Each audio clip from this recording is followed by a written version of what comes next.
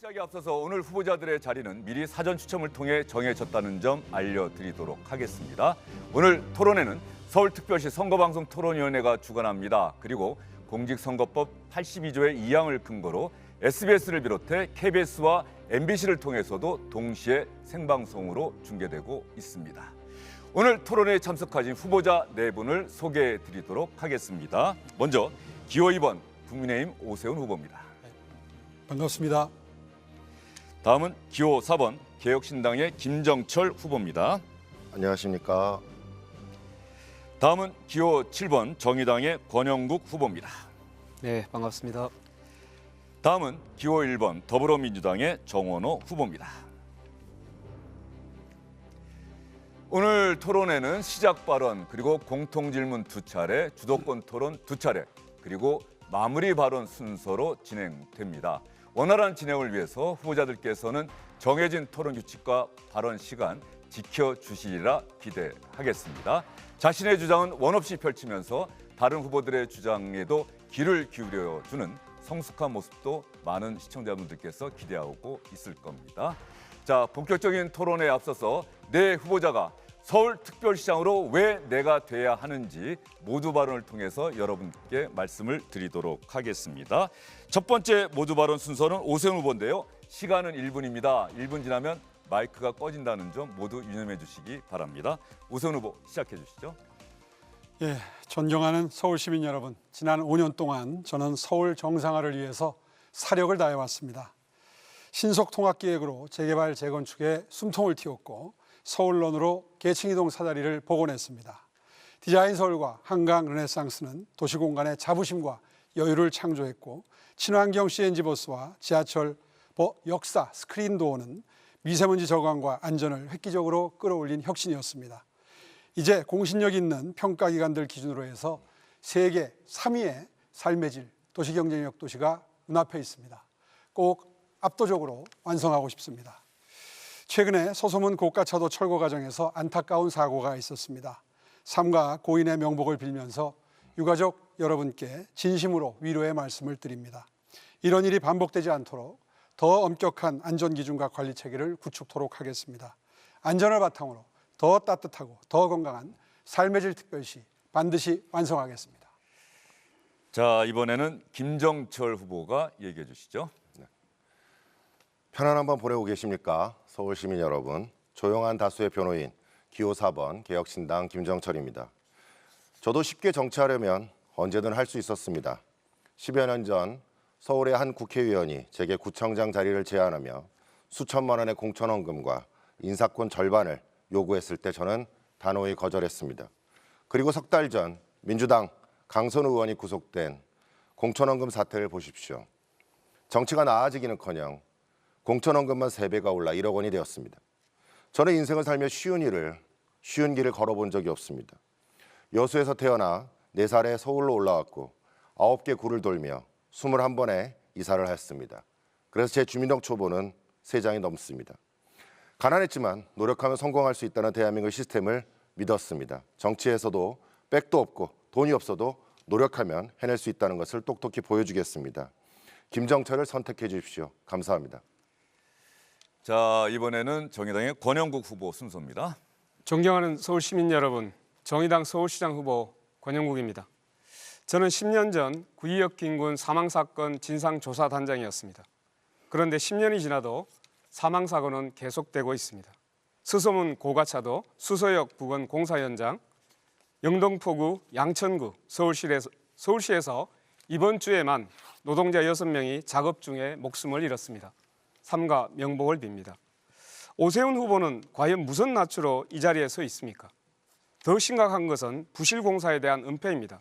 서울시는 GTX 철근 누락을 보고받고도 5개월간이나 숨겼습니다. 오세훈 후보는 지금도 보고받은 바 없다고 변명하고 있습니다. 과연 서울시장이 모를 수 있을까요? 알고도 묵인했다면 범죄, 정말 몰랐다면 심각한 문제입니다. 어느 쪽이든 서울시장 자격 없습니다. 4번 하셨으면 됐습니다. 이제 그만하세요. 자, 이번에는 민주당 정원호 후보 순서입니다. 안녕하십니까. 더불어민주당 서울시장 후보 정원호입니다. 먼저 수서와 서소문 공사 현장 사고로 유명을 달리하신 희생자 여러분의 명복을 빕니다. 아울러 유가족들께도 깊은 위로의 말씀을 전합니다. 또한 부상자분들의 빠른 회복을 기원합니다. 존경하는 서울시민 여러분, 서울시장은 1만여 공무원과 함께 930만 서울 시민의 안전을 그리고 삶을 든든하게 뒷받침하는 자리여야 합니다. 그러나 서울시장 보여주기식 행정으로 지금껏 일관하고 있습니다. 서울 시민의 삶을 든든하고 안전하게 뒷받침할 저 정원호로 바꿔주십시오. 오세훈 후보 10년 무능을 심판해 주십시오. 저 정원호가 시민의 삶을 안전하고 든든하게 뒷받침하겠습니다. 감사합니다. 네, 후보들의 시작 발언 모두 끝났습니다. 시간 잘 지켜주셔서 감사드립니다. 자, 이제부터 본격적으로 토론을 시작해 보도록 하겠습니다. 먼저 공통 질문에 대한 설명을 좀 드리도록 할 텐데요. 제가 질문을 하나 드리면 네 후보가 돌아가면서 1분씩 답변을 하게 됩니다. 그 다음에 한 후보자를 상대로 다른 세 후보자가 나는 이게 궁금하다고 보충 질문을 하게 되고요. 그리고 그 보충 질문에 대해서 그 후보자가 답변을 하게 되는데 보충 질문 시간은 30초입니다. 그 보충 답변은 또 1분 드립니다. 또 처음 답변 시간도 1분이라는 점 말씀드리고요. 시간이 지나면 마이크가 꺼진다는 점도 다시 한번 말씀드리도록 하겠습니다. 자, 첫 번째 공통 질문의 주제는 경제 분야인데요. 바로 민생 경제 회복 대책입니다. 후보자들께서 생각하시는 서울시 민생 경제 회복 대책은 과연 무엇이냐? 이걸 말씀해 주시면 되는데요. 먼저 답변을 쭉 돌아가면서 들어보도록 하겠습니다. 이번 답변은 김정철 후보부터 시작해 주시면 되겠습니다.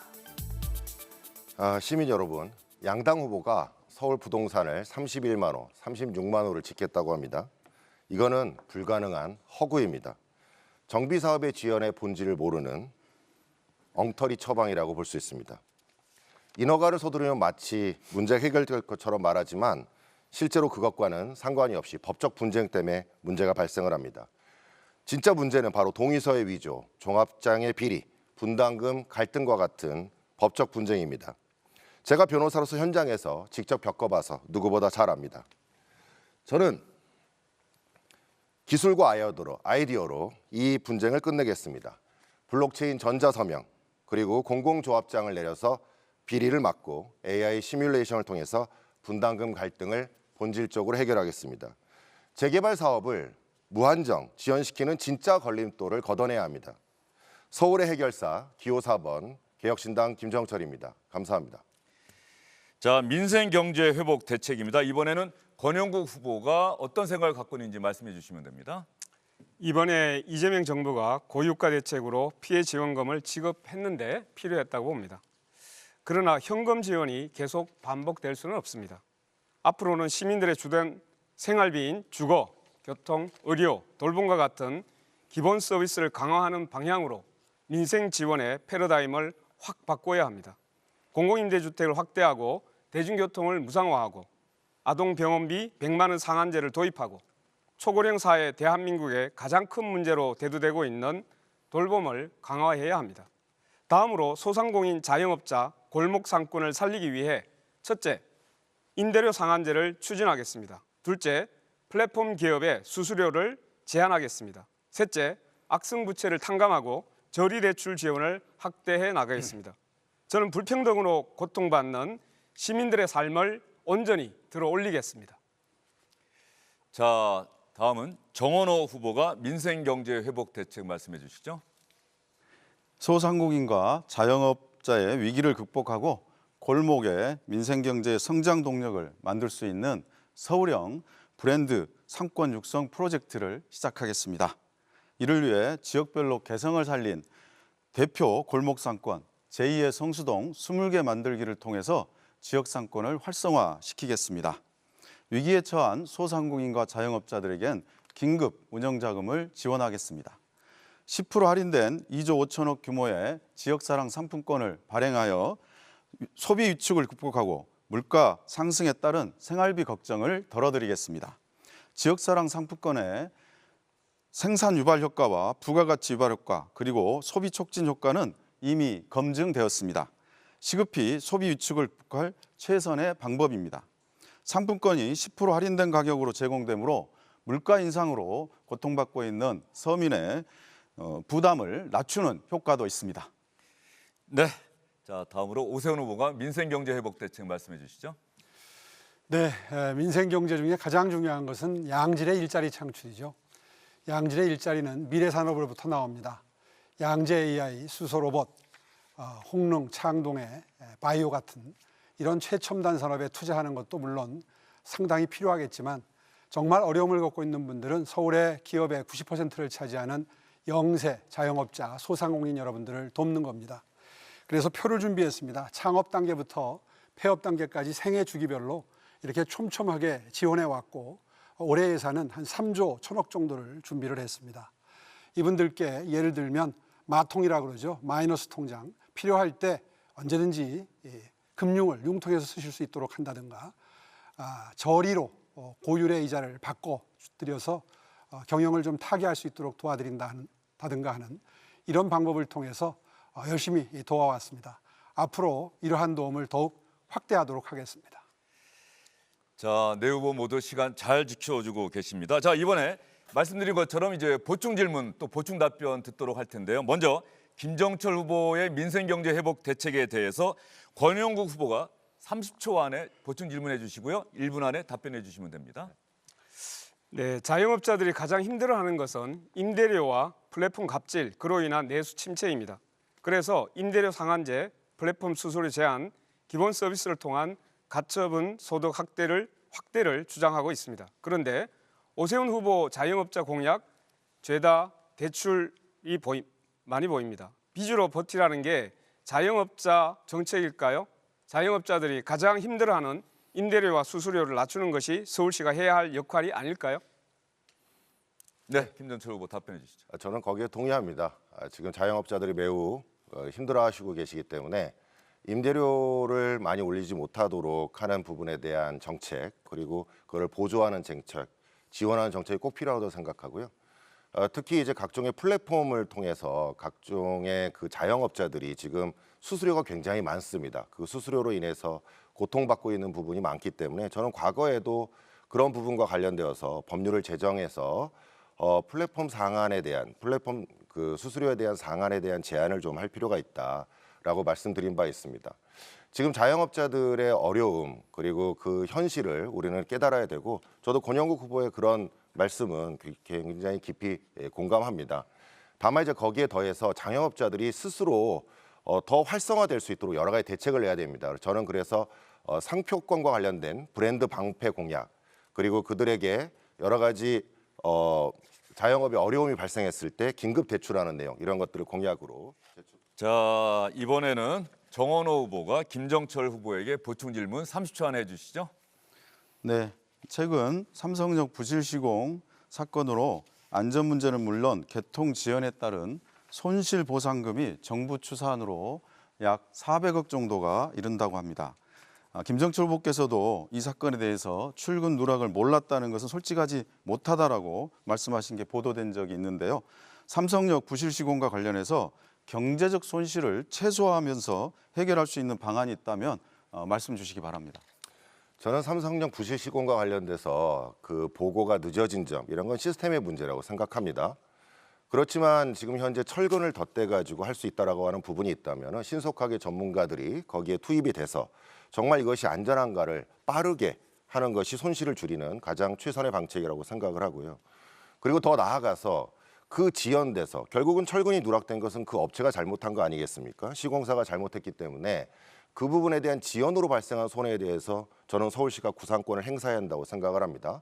그걸 통해서 그들에게 책임을 명백히 묻고 만약에 안전하다는 확실한 전문가들의 진단이 있다면 신속하게 개통을 하고 시민들과 그다음에 경기도민들과의 연결되는 GTX가 빨리 개통돼서 교통의 편의가 확보되도록 하는 것이 더 중요하다고 생각합니다. 말씀하신 것처럼 손실의 문제 이런 것들은 그들의 잘못에 대한 명백한 법적 구상권 행사가 가장 중요하다. 저는 그렇게 생각합니다. 네, 이번에는 오세훈 후보가 보충 질문 30초 안에 해주시죠. 김종철 후보 공약 중에 소상공인 지식재산권 보호, 노사분쟁 사전조정센터 같은 아주 바람직하고 실효성 있는 이런 공약을 내놓은 걸 보면서 저는 이거 듣자마자 서울시에 지시를 해서 검토를 시켰었습니다. 상당히 바람직한 생각을 갖고 있는데요. 정원 후보는 반면에 이 창업 지원을 하는데 1인당 사업 설명서 없이 6천만 원씩을 1,000명한테 그냥 나눠줄 것처럼 이야기를 해서 많은 반발을 샀습니다. 김종철 후보 같으면 이 부분을 어떻게 보완을 하면 실효성 있는 대책이 될 수 있을지 설명해 주시기 바랍니다. 저는 어떤 지원이 있을 때 반드시 그 지원이 효율성이 있어야 된다고 생각합니다. 그리고 그 자영업자들이 스스로 일어나고 그리고 발전할 수 있는 계기와 동기를 만들어야 된다고 생각을 합니다. 말씀하신 것처럼 그냥 무작정 정원 후보와 같이 6천만 원을 지원하게 된다 그러면 결국 부당하게 수급하는 사람들도 많이 생길 수밖에 없고 그런 돈을 무작정 뿌리게 되었을 때 결국 자영업자들이 스스로 일어나고자 하는 동기가 매우 약해질 수 있다 이렇게 생각을 합니다. 현실적으로 자영업자들에게 필요한 것은 그 돈에 대한 일방적 지원보다는 그 자영업을 잘 운영할 수 있는 환경을 조성하는 것이 더욱 필요하다고 생각합니다. 자영업자들이 지금 고통에 빠져 있는 그 이유가 뭔가 우리는 세밀하게 살펴볼 필요가 있습니다. 아까 말씀드렸던 플랫폼 사업자들에 의해서 굉장히 많은 배달 수를 해서 하루 종일 장사를 해도 돈이 남지 않는 그런 현실들을 개선하는 것이 더 중요하다고 생각합니다. 김종철 후보 수고 많으셨습니다. 자, 이번에는 권영구 후보 순서가 되는데요. 먼저 권영구 후보에게 정원호 후보가 30초 안에 보충 질문해 주시죠. 네. 얼마 전 오세훈 후보는 서울시 빚을 줄였다고 발표한 적이 있습니다. 그런데 오세훈 후보 취임 2021년 4월 당시 서울시 채무는 8조 8천억이었습니다. 그런데 올 3월 채무는 11조 5천억입니다. 2조 7천억 원이 늘었습니다. 권영구 후보가 보시기에 빚을 줄였다는 게 사실인가요? 또는 오세훈 후보의 이런 채무 감축 주장에 대해서 어떻게 생각하십니까? 예, 지금 그 빚을 줄였다고 하는 이야기와 실제 자료에서 나오는 통계 자료는 다릅니다. 그렇다면 이 부분은 분명하게 사실관계에 대한 확인이 필요하다 이렇게 말씀드릴 수 있습니다. 특히 이 문제와 관련해서는 지금 오세훈 후보가 진행했던 여러 사업들이 보면 주로 토군 개발 또는 전시 행정 이런 쪽에서 상당한 예산 낭비가 일어나고 있다고 생각합니다. 그중에서 한강버스, 노들섬 또 이번에는 감사의 정원이라고 해서 이러한 전시 행정, 보여주기식 이런 행정들로 인해서 불필요한 예산 낭비가 일어나고 있는 것으로 보인다는 점이 매우 중요하다고 생각하고 있습니다. 물론 복지를 위하거나 또는 정말 필요한 예산에 있어서 쓰기 위해서 불가피한 채무는 감당할 수 있을 것이라고 봅니다. 이번에는 오세훈 후보가 권영구 후보에게 보충 질문해 주시기 바랍니다. 권영구 후보께서는 공약 내용을 검토해 보니까 주거나 교통, 의료에 있어서 거의 대부분 상당히 많은 지원을 무한정하는 것을 물론 단계별로 되어 있긴 하지만 상당히 과감한 투자를 계획하고 계십니다. 그런데 사실 지속 가능성은 문제죠. 어떻게 재원을 마련하실지를 보니까 세금을 많이 거두겠다는 건데 서울시장이 어떻게 이 세금을 많이 거두는 이 조세 부담률을 높이는 게 가능한지 그 부분에 대해 좀 설명을 부탁드리겠습니다. 네, 답변 드리겠습니다. 단계적으로 시행하겠다고 하는 그 단계에 대한 부분을 주목해야 될 필요가 있습니다. 당연히 서울시가 모든 문제를 해결할 수는 없습니다. 그러나 서울시가 주거나 교통이나 의료 문제에 있어서 매우 선도적으로 문제를 풀 수 있는 매우 중요한 수도입니다. 그렇기 때문에 서울시가 어떻게 행보를 하고 지향을 가지느냐는 대한민국의 전체적인 문제를 푸는 데 있어서 매우 중요하다라는 말씀을 드리고 단계적이라는 표현을 썼던 이유는 일단 주거는 전면적으로 모든 문제를 해결하겠다는 것이 아니라 공공임대주택을 20%로 확대하겠다? 단계적으로 이렇게 이야기했고요. 병원비도 마찬가지입니다. 아동부터 그리고 의료, 교통 문제도 마찬가지입니다. 저희들이 추산한 결과는 한 1조 5천억 정도이면 시범 사업을 충분히 실현할 수 있다고 보고 있습니다. 김정철 후보의 보충 질문 순서입니다. 네, 권영국 후보님. 네. 정의당은 그 쿠팡 새벽 배송 네네. 이것에 대해서 이제 금지하자고 주장을 하시잖아요. 그런데 야간 노동, 새벽 노동. 네, 쿠팡 새벽 배송이요. 네네. 그런데 현장 노동자들의 말을 들어보면 우리가 선택해서 일을 하는데 왜 정치가 가로막느냐 이런 얘기를 합니다. 정의당의 노동관에 맞지 않는다는 이유로 무조건 금지하는 것이 과연 누구를 위한 정치일까요? 이 부분은 뭔가 오해를 하고 있는 것으로 보입니다. 과연 노동자들이 야간 노동을 하지 않더라도 주간 노동을 하면 충분히 생활임금을 벌 수 있다면, 자신이 지탱할 수 있는 소득을 올릴 수 있다면 굳이 야간 노동을 선택할 이유가 없습니다. 왜냐하면 야간 노동을 해보셨습니까? 야간 노동이 얼마나 사람을 힘들게 하고 건강을 해치는지는 이미 여러 논문을 통해서 확인되고 있습니다. 이 문제는 새벽 배송을 하지 않더라도 충분한 여가를 가질 수 있는 우리 사회의 노동시간과 여가의 균형 있는 문제입니다.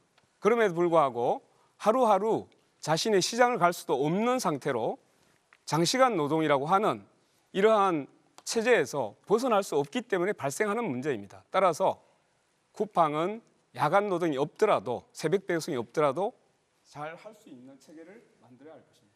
권영국 후보 수고하셨습니다. 이번에는 더불어민주당 정원호 후보 순서입니다. 먼저 오세훈 후보가 30초 안에 보충 질문해 주시죠. 예, 민주당의 지방선거 1호 공약이 5극 3특입니다. 아마 수도권 1극 체제를 타파한다 뭐 이런 취지인 것 같은데요. 사실 서울의 경쟁력이 떨어지는 것은 수도권 규제 때문입니다. 특히 강북에서 피해를 많이 보고 있습니다. 새로운 투자가 힘드는 거죠. 이제 그런 의미에서 이 수도권 규제를 완화를 해야 될 터인데 정원호 후보께서 이 수도권 규제 완화 방안에 대해서 생각하신 게 있으면 설명해 주시고요. 어떤 방법을 동원할지 구체적으로 말씀해 주시기 바랍니다. 네, 5극 3특은 지방도 균형적으로 발전하기 위해서 수도 서울 그리고 수도권도 하나의 1극으로 들어가게 됩니다.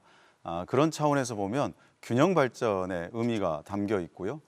그동안 서울이 지방의 인재와 자본을 끌어들이는, 빨아들이는 그런 역할을 했다면 이제는 서울이 세계에서 들어오는 관문이 되어서 서울을 통해서 지방으로 퍼져나가는 역할을 해야 됩니다. 그러기 위해서는 서울의 규제 완화와 일정 부분의 특혜가 필요한데요. 그 부분을 저는 특구로 풀어나가겠습니다. 강소 R&D 특구를 정부와 협의해서 용산과 일부 지역에 확대해서 거기로 세금 감면과 기타 특혜를 받아서 해결하려고 합니다. 이번에는 김정철 후보의 보충 질문 순서입니다. 네. 저는 정원호 후보께서 착착 개발 이야기하셨는데 저는 전혀 실현 가능성이 없다고 생각합니다. 이미 성동구청에 계실 때 그 행당 7구역 있지 않습니까? 거기 어린이집을 현금으로 가름해도 된다 그래가지고 2023년에 17억을 조합으로 현금을 받으셨더라고요. 그리고 2025년에 반환했습니다. 아직도 어린이집이 없습니다. 이 법에 따라서 어린이집이 없기 때문에 지금 등기도 나오지 않고 있거든요. 성동구청 때문에 지금 지연되고 있는데 과연 지금 정원호 후보께서 재개발 재건축을 착착할 수 있을까요? 네, 그 문제는 다시 한번 보시면 좋을 것 같은데요. 그거는 서울시와 성동구와 조합이 각기 해결할 부분이 있습니다. 서울시에서는 기부 체납 부지에 서울시가 일방적으로 원해서 데이케어 센터를 원했습니다. 그 과정에 조합과 협의가 안 돼서 8개월 정도 시간이 걸렸던 거고요. 그리고 나서는 또 조합이 문제 해결책들을 저희가 함께 마련했음에도 불구하고 진행이 잘 안 된 측면이 있습니다. 지금 해결 방법들이 이미 마련해져 있기 때문에 조합에서 빨리 착공해서 진행하면 진행하는 대로 진행이 될 것이다. 이렇게 말씀드립니다. 세 기관이 각기 책임이 있는 부분인데 이 부분을 일방적으로 구청 측면으로만 말씀하시는 것은 조금 더 살펴보셔야겠다 싶고요. 이걸로 인해서 약간 늦어진 부분에 대해서 또 깊이 그런 부분에 대해서 사과의 말씀 드립니다. 권영국 후보 질문해 주시죠. 예, 민주노동당을 시작으로 정의당이 내걸었던 무상급식, 무상의료, 무상교육은 나라를 망하게 하는 포퓰리즘이다. 무슨 돈으로 그걸 할 것이냐라는 비난이 참 많았습니다. 하지만 이제 대한민국의 보편적 복지로 자리 잡았습니다. 한 발 더 나아가 전 국민 무상교통의 시대를 열겠습니다. 부동산과 주거난 해소를 위해서 공공주택 시대를 열겠습니다. 정은호 후보님은 이에 대해서 어떻게 생각하십니까?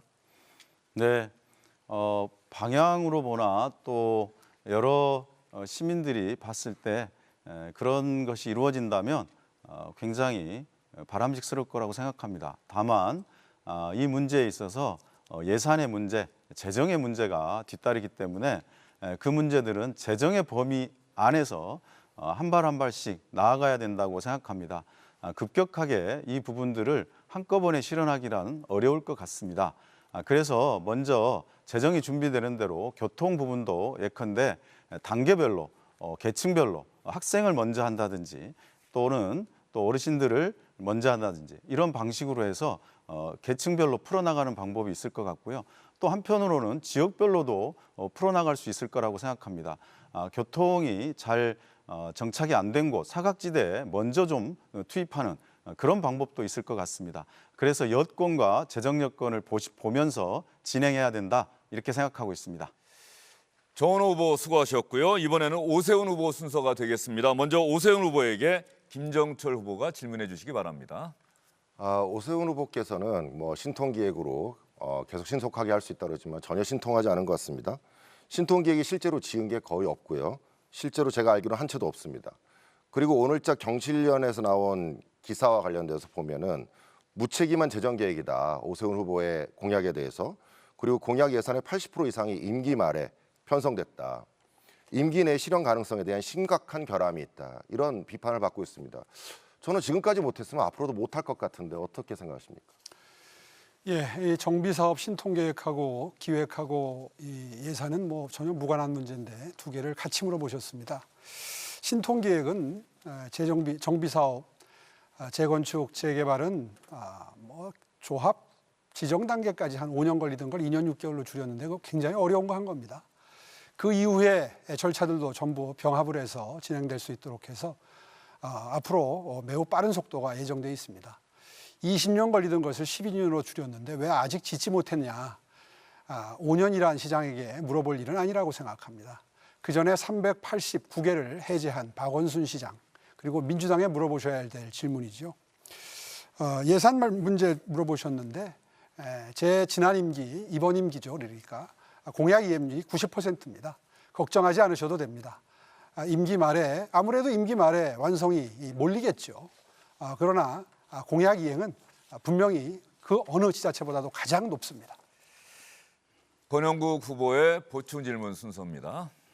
네, 삼성역 GTX 철근 누락 서울시가 국토부에 5개월이나 보고를 지연했는데 잘못 인정합니까? 후보는 전혀 보고받지 못했다고 했는데 맞습니까? 이제 거짓말이면 이것이 거짓말이면 어떻게 되는지 알고 계실 겁니다. 허위사실 유포입니다. 오세훈 후보가 당선되더라도 당선 무효가 됩니다. 마지막으로 물어보겠습니다. 보고를 받았습니까? 안 받았습니까? 답변하시죠. 보고받은 적 없고요. 그 사후에 뉴스를 보고 알았습니다. 왜냐하면 직무가 정지된 상태에서 선거운동을 시작했기 때문입니다. 실제로 이거는 사고가 일어난 게 아니라 한창 공사 중에 그 진실을 신고를 한 겁니다. 현대건설 측에서. 그 신고한 이유는 제가 CCTV를 의무화했기 때문에 그런 거라고 생각을 하고요. 어쨌거나 보강 작업이 가능합니다. 또 철도공단이나 국토교통부는 보강 작업을 통해서 안전하다는 것을 인지하고 4월 말에 완전히 사실을 알고 난 다음에 5월 4일부터인가 아마 한 90회에 걸쳐서 시험 운행을 했습니다. 시험 운행했다는 뜻은 운행을 해도 안전하다는 걸 전제로 판단을 했다는 것 뜻합니다. 그런데 난데없이 선거전이 불리해지자 민주당이 주도가 돼서 문제를 제기하기 시작했고 오늘에 이른 것입니다. 지금이라도 완벽하게 보완이 가능하기 때문에 걱정할 일은 아니라고 생각합니다. 정원호 후보가 오세훈 후보에게 보충 질문해 주시죠. 네, 오세훈 후보께서 취임 때 소상공인과 전통시장 등 동네 상권을 실질적으로 지원하겠다라고 약속한 바 있습니다. 그런데 현실을 보면 서울의 자영업자, 폐업자 수는 해마다 늘어서 3년 평균, 하루 평균 536명이 가게 문을 닫고 있습니다. 같은 당의 윤희숙 전 의원은 오 후보를 향해 한강버스, 서울림, 감사의 정원 등 랜드마크에 집착하는 패션 정치 때문이다. 서울을 병들게 한다라고 지적한 바 있습니다. 어떻게 생각하십니까? 예, 아마 자영업자들의 폐업자 수는 서울뿐만 아니라 전국적인 현상일 겁니다. 왜냐하면 디지털 경제로 넘어가는 상태에서 오프라인 경제가 아무래도 위축이 될 수밖에 없는 거죠. 그런 의미에서 시대의 흐름을 반영하고 있다고 생각하고요. 아까 제가 표까지 들어서 설명을 드린 것처럼 이렇게 서울시는 영세 자영업자, 소상공인들에게 매우 체계적인 지원책을 강구해서 시행하고 있습니다. 이 중에서 작년, 재작년에 매우 인기가 있었던 마이너스 통장 같은 경우에는 정말 한 5천억 정도를 투입해도 금방 동인할 만큼 매우 실효성이 있다는 평가를 받고 있고요. 25개 자치구에 지원센터를 만들어서 찾아가는 지원 서비스를 시작을 했습니다. 매우 실효적인 지원이 계속되고 있습니다. 또 고율의 이자 상품을 저율로 바꿔드리는 대환대출을 통해서 부담을 많이 감소시켜드렸습니다. 창업부터 성장, 위기, 폐업 단계까지 체계적인 지원을 통해서 계속해서 지원토록 하겠습니다.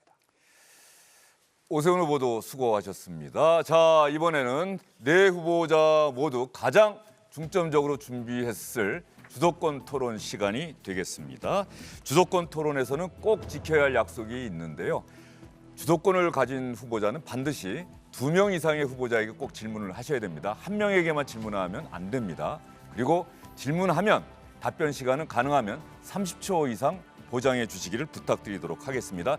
잘 지켜주시라 기대합니다. 혹시 안 지켜진다면 사회자가 개입할 수 있다는 점 말씀드리도록 하겠습니다. 자, 주도권 토론은 주제가 정해져 있습니다. 이번 주도권 토론의 주제는 주거 안정 대책이 되겠습니다. 주도권 토론 시간은 7분입니다. 첫 번째 주도권 토론은 정의당의 권영국 후보가 시작해 주시면 되겠습니다. 네, 전월세난으로 걱정이 큽니다. 매물이 줄어서 세입자 부담은 늘고 이사 갈 곳이 없어진다고 합니다. 근본적으로는 공급도 늘려야겠습니다. 하지만 지금 당장은 임대료 부담을 낮추고 쫓겨나지 않게 하는 것이 먼저 아닙니까? 정의당은 한결같이 세입자를 위한 주거 정책을 말해왔습니다. 서울형 표준 임대료와 관리비를 책정하고 임대료 인상을 제한하겠습니다. 필요시 임대료 동결도 추진하겠습니다. 서울시장이 임대료를 동결할 수 있는 권리가 주택임대차보호법에 있습니다. 이 권한을 적극 활용하겠습니다. 서울의 공공임대주택은 고작 7% 수준입니다. 공공임대주택이 많을수록 더 많은 세입자를 보호할 수 있습니다. 공공임대주택을 2040년까지 20%로 확대하겠습니다. 이 판넬을 봐주시기 바랍니다. 오세훈 후보에게 물을 것입니다. 오세훈 후보와 박원순 시장의 공공임대주택 실적을 비교한 그림입니다. 오세훈 후보는 세입자를 위해 무슨 일을 했다는 것입니까? 임대료 제한, 동결, 서울시장이 할 수 있습니다. 보시다시피 공공임대주택 실적도 형편이 없습니다. 이렇게 세입자 대책 없이 닥치고 재개발, 재건축하면 진짜 전월세난 옵니다. 세입자를 위해서 무엇을 했다는 건지 잘 알 수가 없습니다. 오세훈 후보님 답변하시죠. 예, 지금 도표를 보여주셨는데요. 그 도표가 정확한 도표인지 저는 인정할 수가 없습니다. 실제로 제 기억에 국정감사장에서였던가요? 당시에 정동영 국회의원님이 지금 장관이시죠. 그분이 박원순 시장님께 공공임대주택 공급이 실적이 매우 적다. 전임자인 오세훈 시장에 비해서 형편없이 적다. 어떻게 생각하느냐? 네, 이렇게 후보님 질문하는 것을 30초 지났습니다. 네, 여기까지 답변 제가 드리겠습니다. 기억하고 있고요. 잠깐만요. 정확한 통계 자료를 네, 이용해 주십시오. 오세훈 후보님은 재개발, 재건축을 주회장창 외치고 있습니다. 이번에도 31만 원을 지르셨습니다. 이것이 정말 실현 가능합니까? 31만 호가 2027년까지 착공이 다 되어도 문제가 됩니다. 서울은 온통 공사판이 되고 쏟아지는 이주민 도대체 어디에 수용하실 겁니까? 이때가 되면 정말로 전월세 폭등이 옵니다. 현실성 있고 책 있는 이야기를 하셔야 합니다. 정은호 후보에게 묻겠습니다. 최근 국토연구원에 따르면 공공임대주택에 사는 청년의 결혼 확률이 자가 청년보다 2.7배 높다고 합니다. 출산 확률도 첫 아이는 약 1.7배, 셋째는 4.3배가 높았습니다. 자기 집을 사도 어마어마한 대출금 갚느라 오히려 결혼과 출산은 하지 않는다는 겁니다. 대출해서 집 사라고, 대출해서 전세 살라고 했던 민주당과 국민의힘 반성해야 합니다. 공공임대주택이 청년 대책이자 저출산 대책입니다. 정원호 후보께 다시 그래서 묻겠습니다. 매우 안타깝게도 정원 오세훈이라는 말이 등장하는 것 알고 계신가요? 오세훈 후보의 신통기획 31만 가구나 정원호 후보의 착착개발 36만 가구가 별로 달라 보이지 않습니다. 도대체 누구를 위한 공급입니까? 작년 말 재건축 분양된 역삼동 센트럴자이 84제곱미터 분양가가 28억입니다. 성북구 장이동 푸르지오 마크원도 18억입니다. 누가 이런 비싼 집을 살 수 있습니까? 정원호 후보는 사업성이 공공성보다 중요하다는 말을 했습니다. 이게 민주당의 주거정책 맞습니까? 사업성을 우선에 두는 건 부동산 개발업자가 해야 될 일입니다. 질문드립니다. 후보님이 말한 36만 가구 평균 분양가 얼마로 예상하고 있습니까? 네, 좋은 질문 감사합니다. 제가 얘기한 36만 가구에는 민간 분양 아파트도 있고 또 공공 아파트도 있습니다. 저는 수요에 맞는 공급이 필요하다고 생각합니다. 그래서 민간 아파트도 필요하고 또 공공 아파트도 필요하다고 생각합니다. 그렇기 때문에 36만 중에 또 저희가 13만 정도는 공공 아파트로 제공할 예정이고 그 안에 5만 가구 정도는 청년, 또 4만 가구 정도는 신혼부부에게 제공한다. 이런 목표로 하고 있습니다. 그래서 제가 얘기한 건 최소 36만 가구이고 거기에 플러스해서 공공임대가 포함되어 있다. 이런 말씀 드립니다. 네, 공공임대주택 36만에 포함시켰는데 오늘은 어제까지는 5만에서 13만원 늘렸습니다. 이 숫자를 어떻게 믿을 수 있죠? 사업성 우선시하면 공공임대주택 다 밀려납니다. 서울시장의 1순위는 언제나 공공성이어야 합니다. 공급 필요합니다. 그러나 이제 누구를 위한 공급이냐가 정말 중요합니다. 집을 자산으로 보는 사람을 위한 공급이냐, 집에서 살아가는 사람을 위한 공급이냐, 이거 분명히 하셔야 됩니다. 정의당은 자가이든 임대이든 부담 없이 살 수 있는 집을 늘려가겠습니다. 첫째, 용산 정비창, 국회 이전 부지 등의 공공택지에는 공공주택을 짓겠습니다. 둘째, 공공선매제로 매입 임대를 적극적으로 늘려가겠습니다. 셋째, 지분 공유 방식으로 반값 아파트 공급하겠습니다. 한 번에 30만 호, 이거 어떻게 늘리겠다는 겁니까? 특히나 보면 2031년 두 분이 똑같이 이야기를 하고 있어요. 그러면 31만 호 지으려면 한 25만 호 다 철거해야 됩니다. 이렇게 되면 결국은 전월세 대란을 두 분이 만들고 있는 겁니다. 이 잘못된 정책을 가지고 마치 서민들에게, 시민들에게 주택 문제를 해결해 주겠다고 하니까 사람들한테 오히려 희망 고문하는 것 아닙니까? 그래서 이렇게 이야기합니다. 이제는 부동산 정책 소유 자가 중심이 아니라 내가 살아야 할 집 주거 중심으로 돌아가야 합니다. 세입자 보호를 강화하는 것이 부동산 정책, 주거 정책, 집값을 안정시키는 지름길입니다. 그래서 이제는 더 이상 소유 중심이 아닌 누구나 다 작아든 차가든 차별 없이 살 수 있는 주거 정책으로 돌아갈 것을 주장합니다. 권영구 후보 다음은 정원호 후보의 주도권 토론 순서가 되겠습니다. 마찬가지로 시간은 7분입니다. 시작해 주시죠. 네, 저는 합리적인 실용주의 행정가입니다. 그래서 시민들이 원하시는 일은 앞장서서 일을 해결해 왔습니다. 아파트 공급을 위한 재개발, 재건축 등 아파트 공급 사업도 적극적으로 해왔습니다. 그래서 제가 취임했을 당시 21군데였던 아파트 공급 지역 중에 절반이 넘는 12곳이 아파트 공급이 입주가 완료되었습니다. 이렇듯 저는 아파트 공급 사업도 적극적으로 해왔는데 오세훈 후보께서는 제가 박원순 시장의 정책에 동조하면서 한마디 반대도 못했다라고 하면서 허위 사실을 지속적으로 유포하고 있습니다. 그래서 제가 이걸 보여드리겠습니다. 2017년 제가 35층 규제에 대해서 반대하는 내용, 2019년 재개발 제동에 대해서 쓴소리한 행정은 일관성이 있어야 한다. 전임자가 결정했더라도 기속적으로 진행돼야 한다라고 쓴소리한 내용이 나와 있고요. 그 이후에도 줄곧 제가 주장한 바, 그래서 주민들이 원하는 입장에 서서 시장에게도 건의하고 쓴소리하고 설득하기도 했다라는 것을 언론을 통하면 알 수 있는 일인데 지속적으로 허위 사실을 유포하고 있는데 앞으로는 하지 말아주셨으면 좋겠습니다. 그리고 오세훈 후보께서는 지금 현재 주거난이 전임시장 탓, 또 정부 탓이라고 하는데 실제로 오세훈 시장이 했던 약속만 지켰으면 주거 문제 없었습니다. 오세훈 시장 2021년 총선 21년 지방선거 출마하면서 5년 내에 36만 호를 공급하겠다 약속했습니다. 그리고 취임해서는 매년 8만 호씩 주택을 공급하겠다라고 했습니다.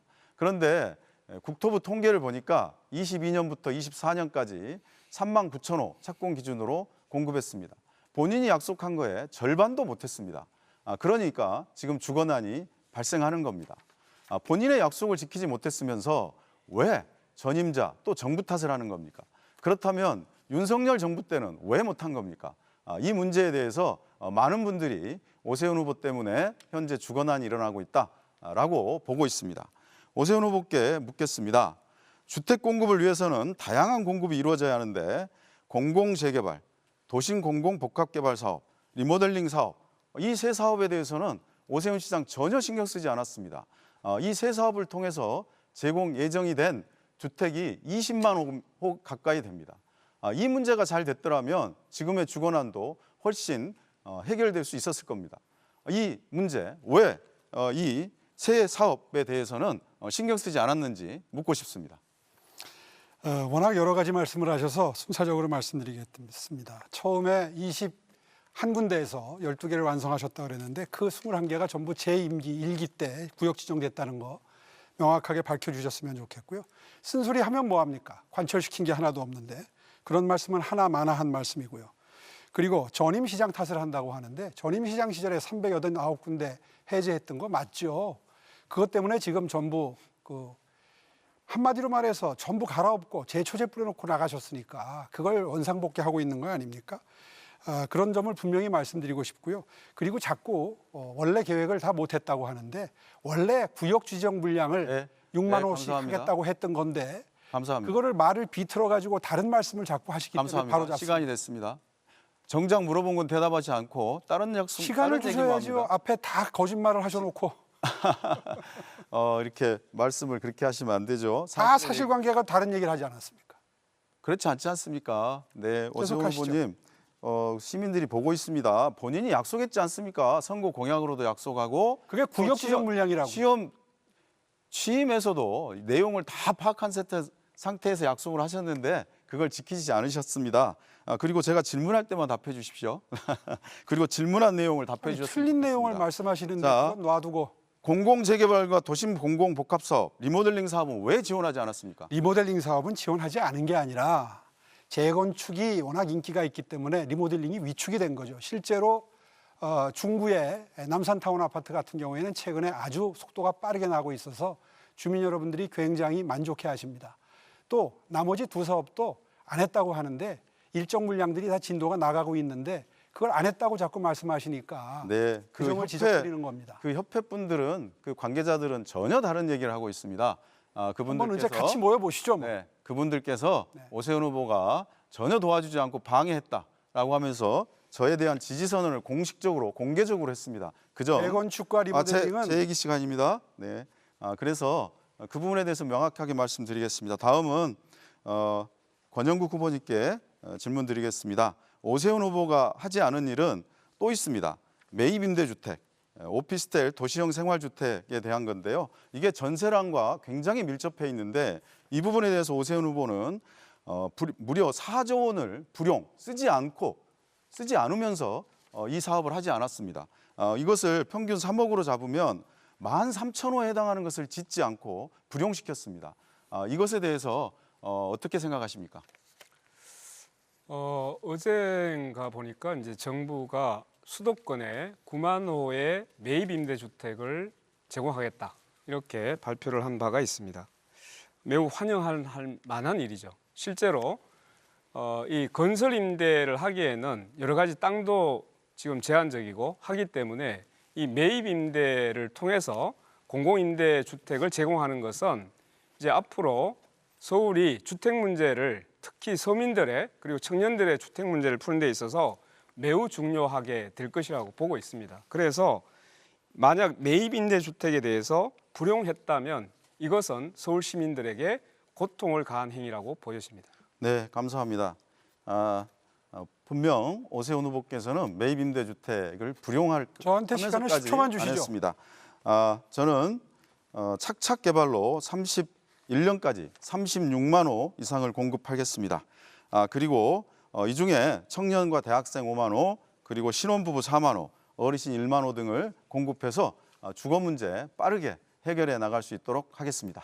감사합니다.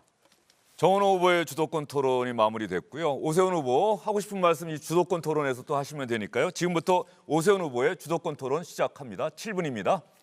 예, 저한테 물어보실 거를 권영국 후보께 물어서 엉뚱한 답변이 나왔는데요. 제가 그럴 줄 알고 이 표를 준비했습니다. 박원순 시장 때에 비해서 제 임기 때 매입 임대주택 공급 실적이 더 많습니다. 이렇게 자꾸 왜곡을 해가지고 저한테 물을 것을 다른 후보께 묻는 것은 사실 도리가 아니죠. 예, 정원호 후보께 질문 드리겠습니다. 김재태 씨랑 잘 아시죠? 잘 모릅니까? 아시죠? 알고 있습니다. 네. 네. 200억 원의 재산 가치로 추정되는 아기시당, 굿당, 구청에서 조합에 기부 찬합도록 안내를 했습니다. 그런데 구청은 또 그런 적이 없다고 발뺌을 합니다. 구청이 그렇게 한 적이 없다면 그러면 조합장이 배임죄로 구속돼야 되겠네요. 그렇게 보십니까? 구청이 네. 하라고 그러지 않은 거를 했습니까? 네, 오세훈 후보님께서 알아두셔야 될 게 있습니다.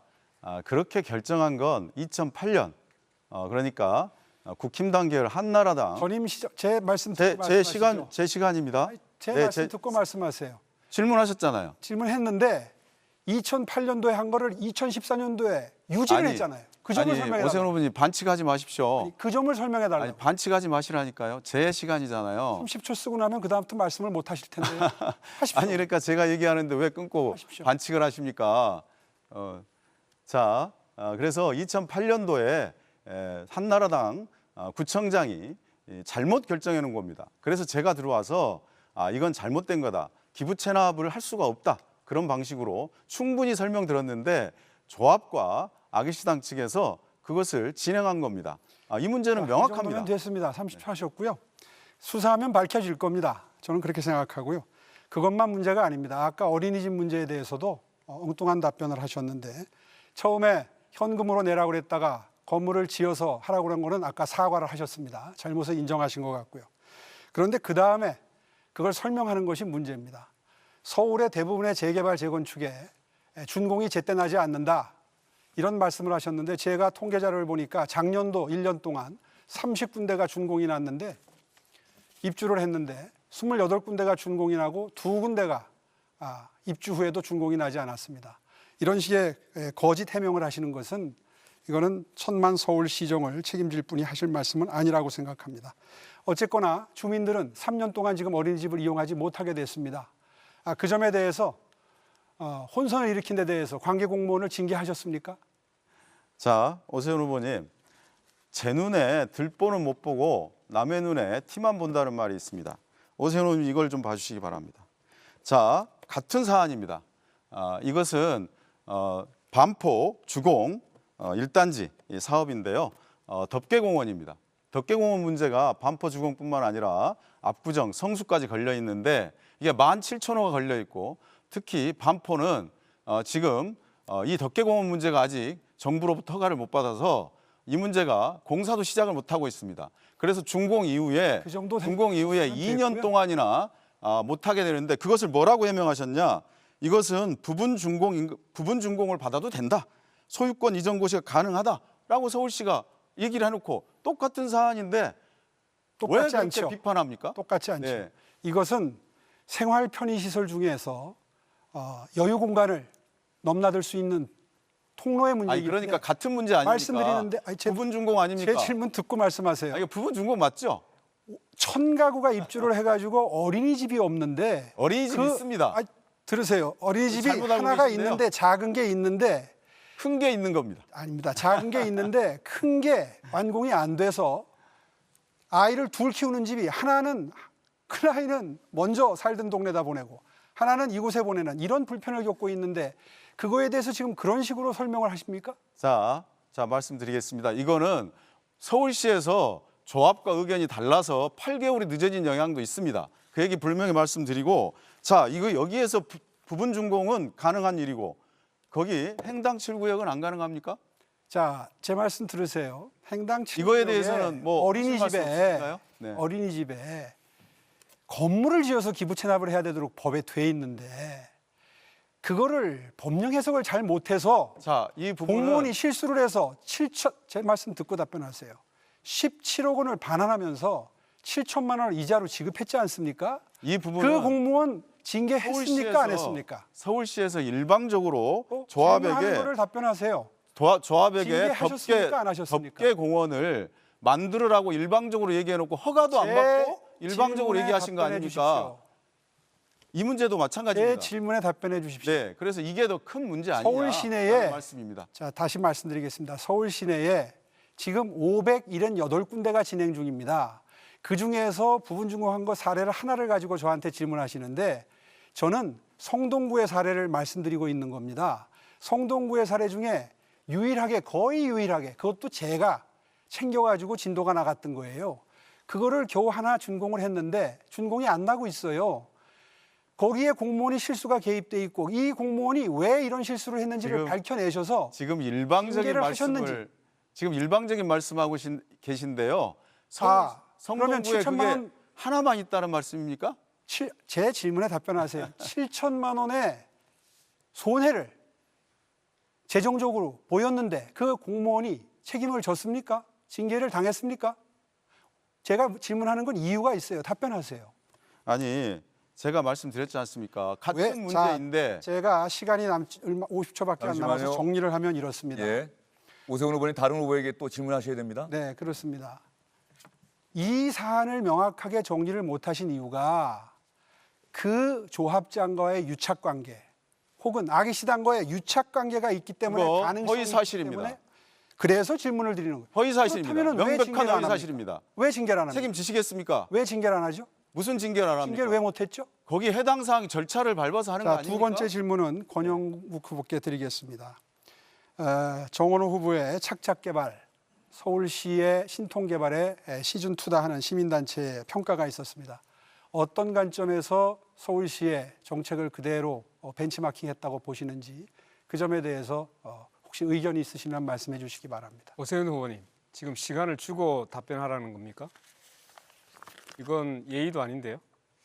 자, 오세훈 후보의 주도권 토론은 마무리가 되는데요. 권영국 후보는 이 질문 잘 기억해 두셨다가 다음에 권영국 후보 두 번째 주도권 토론 때 답변해 주시면 되겠습니다. 저도 기억하고 있겠습니다. 자, 이번에는 김정철 후보의 주도권 토론 순서입니다. 권영국 후보님 레드카드 안 가져오셨습니까? 반칙하시는 분들 이렇게 레드카드를 한번. 써볼까요? 제가 원래 그 정책 토론과 관련되어서 준비를 계속해서 여러분들하고 토론을 많이 하고 싶었는데 기회가 오늘밖에 없어서 제가 해야 될 것들을 좀 하겠습니다. 일단 뭐 주거 안정 관련된 거 먼저 말씀을 드려야 할 것 같네요. 두 후보들의 재개발 재건축은 그렇게 빨리 될 수가 없습니다. 불가능하고요. 실제는 사업 시행 인가와 관리 처분 계획 인가 사이의 법적 분쟁의 문제이지 그것 때문에 소송이 늦어지는 것이고 소송 때문에 지연되는 것이지 인허가를 아무리 빨리 해도 단축할 수 있는 기간은 제한적입니다. 그래서 그 법적 분쟁을 줄이기 위한 제가 제안을 드렸고요. 그래서 공공조합장 제도라든지 그다음에 그 조합에 대한 그 동의서를 가지고 서로 싸우는 부분에 대해서 블록체인을 통한 전자서명, 그다음에 각종의 분담금을 미리 투명하게 예측하게 해서 그걸 통해서 미리 확인하게 되면 법적 분쟁이 많이 줄어서 관리처분 계획 인가와 관련된 부분 소송들이 줄어들 수 있다. 이렇게 이제 말씀드렸습니다. 그런데 이제 제가 이제 주도권 토로돼서 저도 이제 좀 이야기를 해야 될 것 같습니다. 두 분이 반칙 얘기를 하시니까. 자, 이게 이제 선관위 공문입니다. 이게 제가 들고 있는 이 서류는 이 서울시 선거관리위원회가 발행한 공식 처리 결과 통지입니다. 피조치자의 국민의힘 오세훈 후보, 그리고 더불어민주당의 정원호 후보 이렇게 이름이 써 계시죠. 효청운동장에 모인 거의 1000여 명 가까운 시민 앞에서 마이크를 잡고 공약을 발표하고 치적을 자랑했던 공직선거법 위반 행위에 대해서 선관위가 행정지도처분을 내린 증거입니다. 두 분이 지금 반칙 자꾸 얘기하셔서 제가 반칙에 대해서 좀 얘기 좀 하려고 합니다. 우리가 사회가 공정해야 되는데 그리고 공정한 경쟁을 해야 되는데 제가 그럼 묻겠습니다. 두 후보님, 오세훈 후보님, 정원 후보님 차례로 답변해 주시면 좋을 것 같은데요. 이 선관위로부터 이 지도 받은 거 알고 계십니까? 네, 알고 있습니다. 네. 정원 후보는 알고 계십니까? 알고 계시죠? 근데 사실 두 후보님께서는 어떻게 보면은 선거를 벌써 지금 4번째 치르시는 거고 우리 오세훈 후보님께서는 5번 치르시잖아요. 그럼 마이크를 잡고 하지 않아야 된다는 걸 누구나 잘 아실 텐데 저는 처음 나왔습니다. 처음 후보로 나와가지고 저도 마이크를 잡고 하지 않아야 된다는 걸 알고 있어서 그렇게 저는 그냥 인사치레만 했는데 실제로 이것은 중대범죄로서 과거에 신계륜, 김병욱, 박찬호 의원이 당선 무효까지 받은 사례가 있어요. 그러면서도 우리 거대 양당 후보니까 이쯤이야 괜찮겠지. 마이크를 잡으셨다면 이거는 특권의식이고 1000만 서울 시민의 삶을 책임질 자격이 없는 저는 무능이라고 생각합니다. 자, 그리고 또 묻겠습니다. 새 후보의 사법 리스크에 대해서도 묻겠습니다. 어디 선거법뿐입니까? 새 후보의 과거의 전과라든지 그리고 현재 재판이 진행 중인 사법 리스크에 대해서도 물을 수밖에 없습니다. 권영국 후보님 역시 과거 집시법 위반, 특수공무집행 방해, 물론 노동운동 하시다가 그러셨던 것으로 추정이 됩니다. 정원 후보님 역시 최근까지 과거 그 주폭 논란, 폭행 논란으로 진실 공방이 벌이면서 굉장히 시끄럽죠. 그리고 여론조사 왜곡죄로 또 수사를 받고 계십니다. 그리고 오세훈 후보 역시 명태균 리스크로 또 재판을 받고 계시죠. 유권자들이 아무리 투표를 잘해도 특히 정원 후보님과 오세훈 후보님은 사실 여론조사 왜곡죄 같은 경우에는요. 한민표 원장님 같은 경우에도 언론에서 14%가 넘을 것 같다 이런 얘기 잘못했다가 벌금 300만 원이 나왔습니다. 정원 후보께서는 제가 봤을 때는 여론조사 왜곡죄 수사 받으시면 벌금 100만 원이 넘을 가능성이 굉장히 높아요. 그리고 오세훈 후보께서도 결국 재판을 받고 계시고 무죄를 생각하고 계시겠지만은 그 무죄라고 하는 게 무죄율이 굉장히 낮지 않습니까? 그런 상황에서 이렇게 시한폭탄과 같은 투표에 우리가 후보들에게 투표를 한다는 것은 저는 모험을 거는 것이다 이렇게 생각을 하고요. 사법 리스크가 없고 선거법을 칼같이 지키는 유일하고 깨끗한 안전한 후보에게 투표를 하는 것이 저는 서울 시민의 자존심을 지키고 원칙을 이기는 일이라고 생각합니다. 그리고 우리 정원 후보님께도 제가 이걸 물어보지 않을 수가 없습니다. 많은 시민들이 궁금해하는 내용이니까요. 이미 준비를 하셨을 거라고 생각합니다. 과거 폭행 논란으로 문제가 되었을 때 5.18 논쟁을 이야기하셨죠, 그죠? 그때 양천구 의회 속기록에 나온 것처럼 외박을 나가자고 강요한 적이 있느냐? 이 부분에 대해서 제가 속 시원하게 답변할 수 있도록 후보님 입으로 시원하게 이 부분에 대해서 한번 답변해 주시죠. 그런 일이 있었는지 없었는지. 네, 그 점에 대해서는 제가 누차 말씀드렸고 또 여러 번 또 이 설명도 드리고 했습니다. 제가 그 당시 또 판결문이라든지 또 언론 기사들 이런 것도 당시에 취재했던 언론인이 또 최근에 페이스북으로 또 올려서 내용에 대해서 설명도 하고 또 당사자가 올리기도 했습니다. 그래서 이 문제에 대해서는 여러 번 말씀을 드렸고 명명백백하게 말씀드렸습니다. 그런데 오늘 않으시다는 거죠. 이런 토론 자리에서 토론 주제와 무관한 내용을 또 이렇게 토론장에서 펼친다는 것은 이제 제가 주도권이니까요. 제가 이제 말씀드리겠습니다. 네. 선거 과정에 대해서 네. 혼탁하게 만드는 겁니다. 죄송합니다. 제가 말씀드리겠습니다. 그러니까 물론 말씀드린 것처럼 저도 제가 페이스북에도 올려서 말씀드렸지 않습니까? 저는 TV 토론을 만약에 수락하신다 그러면 저는 절대 이런 얘기도 하지 않을 것이라고 말씀드린 바 있어요. 그러나 이거는 서울 시민들에게 물어봐야 됩니다. 왜냐하면 정원 후보께서는 지금 스타벅스 불매 운동도 하시면서 5.18 민주화운동의 모독과 관련된 이야기를 하고 계시잖아요. 그러면은 본인의 주폭 논란과 관련돼서도 그런 부분에 대해서 확실하게 답변을 할 수 있어야 됩니다. 김 후보님, 네. 다른 후보에게도 30초의 시간을 주셔야 됩니다. 네네. 알겠습니다. 저한테도 시간을 주셔야 될 것 같은데. 네, 알겠습니다. 그리고 우리 오세훈 반칙하십니다. 후보께서 한번 그 부분에 대한 생각은 어떠신지 말씀해 주시죠. 지금 이 주거 안정 대책에 대한 부분인데 아까 룰을 안 지킨다고 아주 준엄하게 다른 후보들을 꾸짖으셨는데 이번에 주거 안정에 대해서는 한마디도 말씀을 안 하셨어요. 본인은 룰을 안 지키시면서 다른 사람에게 그걸 지적을 하시네요. 명태균 건은 재판이 이미 주요 증인의 증언이 다 이루어졌습니다. 거짓말한 게 상당 부분 밝혀졌고요. 재판부에 빠른 선고를 요청드렸으나 지금 지연된 상태입니다. 알겠습니다. 자, 첫 번째 주도권 토론이 마무리가 됐는데 분위기가 가열되고 있습니다. 그리고 다시 한번 말씀드립니다만 어쨌든 주제가 정해져 있기 때문에